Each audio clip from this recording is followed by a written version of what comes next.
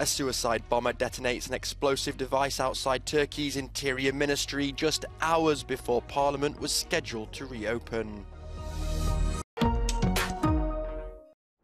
A suicide bomber detonated an explosive device outside Turkey's Interior Ministry in Ankara on Sunday morning, just hours before Parliament was scheduled to reopen after a summer recess. A second assailant was killed in a shootout with police. 2 officers were reportedly slightly injured during the attack. There was no immediate information on the assailants.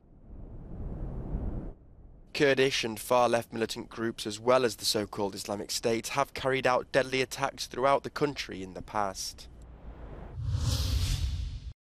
Populist former Prime Minister Robert Fico and his leftist Smer party have won Slovakia's parliamentary elections in what's widely seen as a victory for Vladimir Putin.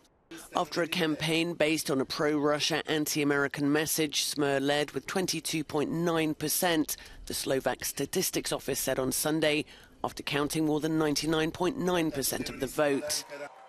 Fico's main rival, Michal Simica, whose Progressive Slovakia party was a distant second at 18%, said Fico's win is bad news for the country and would be even worse if Smer manages to form a government.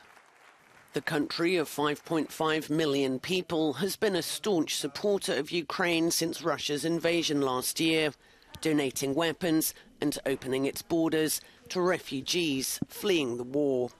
Fico opposes EU sanctions on Russia and wants to block Ukraine from joining NATO. Kosovo Prime Minister Albin Kurti is calling for greater cooperation with NATO in order to better secure his country's Serbian-dominated northern territories. Kurti said he plans to change an earlier commitment that the Kosovo security forces refrain from entering the area. Recent tensions in the north have seen the killing of a Kosovo police officer and a gun battle with Serbian militants at an Orthodox monastery. Ky vakum që është atje duhet të mbushet dhe për këtë jemi duke shtuar bashkëpunimin me partnerët e aleatët ndërkombëtar e ata praninë e NATO-s këforit atje. On Saturday, the bodies of 3 Serbs killed in the monastery shootout were handed over in Kosovo's capital, Pristina. Kosovo unilaterally declared independence from Serbia in 2008, something Belgrade still refuses to recognize. A sigh of relief for millions of federal employees and military personnel in the US as the federal government narrowly avoided a shutdown. There will be no government shutdown. With a vote of 88 to 9, Senate gave the green light to a 45-day funding package which will keep federal agencies open until mid-November. Good afternoon, everyone. The American people have won. The extreme MAGA Republicans have lost. In 45 days, we should get our work all done. The package was pitched by Republican House Speaker Kevin McCarthy, who abruptly abandoned demands for steep spending cuts which had held up negotiations.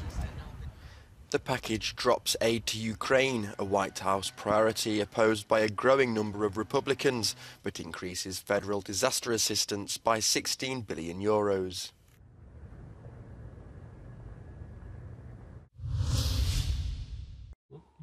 Authorities in Russia's Bryansk region bordering Ukraine claim Kiev forces carried out a drone attack on the village of Pogar on Saturday.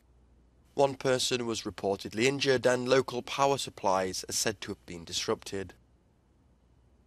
Russia's defense ministry, meanwhile, has released a video purporting to show one of its fighter jets shooting down a Ukrainian aircraft.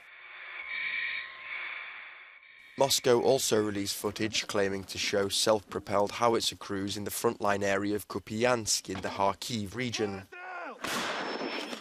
Elsewhere, Romania says it's investigating a possible Russian violation of its airspace after detecting several drones heading towards Ukraine. The EU's foreign policy chief, Josep Borrell, made an unannounced visit to Ukraine's port city of Odessa to reaffirm EU support to stabilise sites destroyed by Russian forces.